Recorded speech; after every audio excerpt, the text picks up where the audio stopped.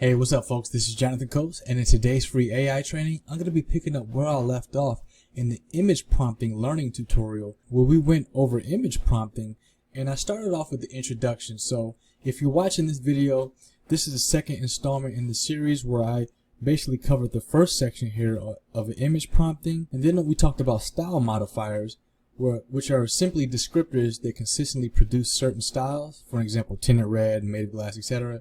And then we left off at quality boosters. So what we talked about here was how to add a prompt to improve certain non-style specific qualities of the generated image. So amazing, beautiful, good quality. Those are all quality boosters. So as you can see, you add these words into the prompt, you get a much different result than if you were to just have the simple prompt pyramid. Now we're going to start with repetition, and we're going to cover these next two below it. So what is repetition? And I also have image FX up. I believe this is Imagine 3. I'm not sure if this is actually what it's powered by. It might be, but this is Google's image prompting software.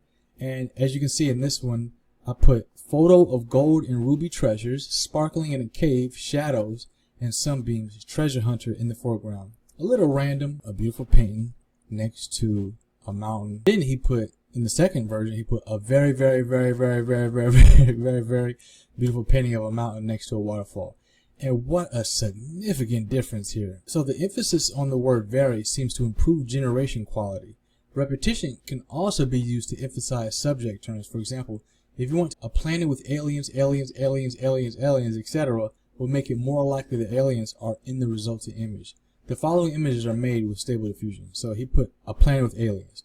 And as you can see, all he really got here was just a planet. Then he put a planet with aliens, and now you get the chance, and now they actually have a ton of aliens on here. So, in conclusion, repetition of a word or similar phrase can be used to emphasize the most important aspects of an image prompt, and is therefore a useful technique in generating AI images. Frequently asked questions: why is repetition useful in image prompting? As demonstrated in this article, repetition of a certain word or similar phrases can increase the likelihood of the generated output to adhere to the instructions in the prompt. This method is not perfect, and using weights, next article, is often a better option. So we're going to get into the next article, but let me just go ahead and try that method real quick. So instead of just having photo of gold and ruby treasures, sparkling cave, I'm going to put a beautiful, a very detailed photo of gold and ruby treasures, sparkling in the cave, shadows and sunbeams, treasure hunter in the foreground. Now I'm going to put very one more time. It takes a little bit of time to generate, so we're going to go ahead and let this generate. I've actually enjoyed this, and I've used this to create my samurai. Alright, so what a difference. As you can see, is really put a lot of emphasis on very detailed. So there's a lot of detail here in these images. So as you can see, the more repetition you put into the prompt, the more you get out of it. So weighted terms. What are weighted terms? Some models, Stable Diffusion, Midjourney, etc., allow you to assign weights to certain terms in a prompt. Such weighted terms, it can also be used to de-emphasize certain words or phrases in the image, in the generated image. Let's consider a simple example. An example of weighted terms in image prompts. Here are a few mountains generated by Stable Diffusion with this is really realistic. I must say this is pretty impressive. However, if we want mountains without trees, we can use the prompt mountain tree -10. Since we weighted trees very negatively,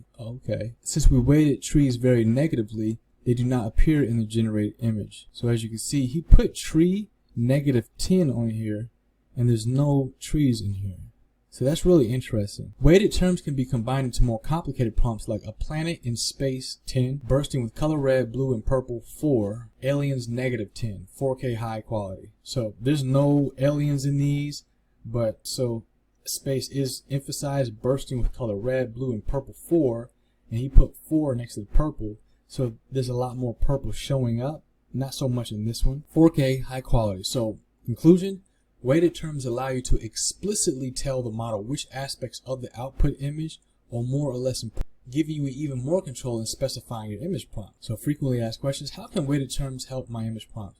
Weighted terms are a capability of certain models that allow you to explicitly define weights of the certain words or phrases in an input. In this way, you can emphasize or de-emphasize the things that you like portrayed in the AI generated image. So let's go ahead and try that out. So I'm going to stick with this one, and I'm going to put gold and ruby treasures negative. Actually, I'm going to put plus 20. And then in a cave, shadows, sunbeams. Let's get these sunbeams to be, if I can, let's see. I'm going to put -10 next to sunbeams. So -10. Now let's see what happens. I'm going to click on create. So as you can see, I put treasures plus 20. Now it looks like it's about the same amount of treasures, but except on this one right here, there's a lot more. But it is emphasis on the treasures though. So when I put ruby treasures plus 20, the majority of the picture is focused on the treasure. And then I put -10 for the sunbeam. So as you can see, the sunbeams, there's not that much except for this one and this one. Both of these, not so much, but this one is more of the result that I'm looking for in regards to the sunbeams -10. But as far as treasures plus 20, I would say this one more accurately represents or reflects this prompt. And then the cool thing about Image FX is you can just keep redoing this and you'll get different results every time. So let's go into the next session, fix deformed generations.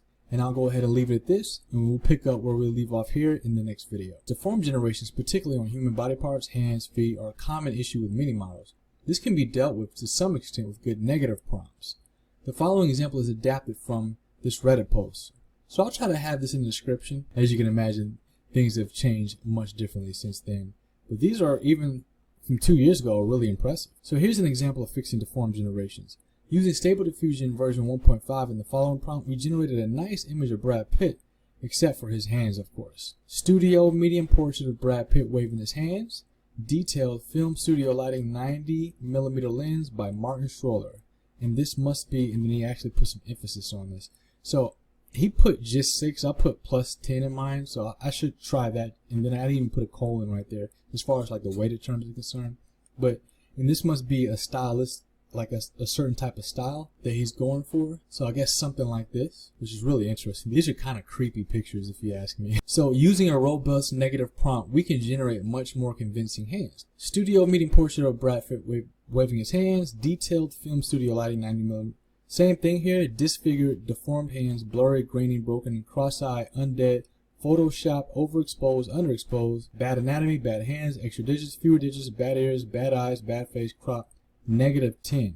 So he puts in what he doesn't want. I'm sorry, not -10, but -5. And then he puts -5 next to it. I don't even know why I said 10. Like, that doesn't even look like a 10.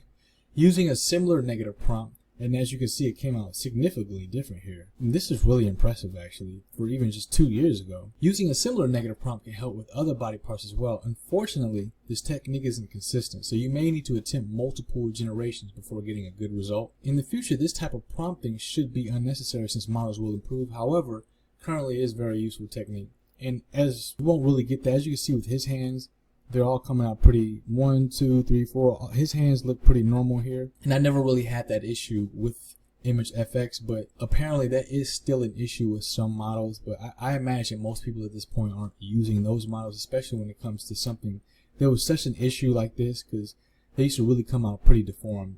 Frequently asked questions. Why might I want to include negative prompts in my generative AI inputs? Using negative prompts with techniques such as weighted terms can improve image generation, explicitly instructing the AI to de-emphasize deformed aspects.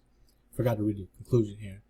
AI models are prone to producing deformed generations, especially when it comes to human body parts. Fortunately, we can include negative prompts, like the one in the example above, to fix these bad outputs. So you basically just put what you don't want in there, and you put a negative prompt in there. It's useful to note that as generative models get better, it will likely be less necessary to use the techniques described in this article, but I still wanted to bring it to your attention now.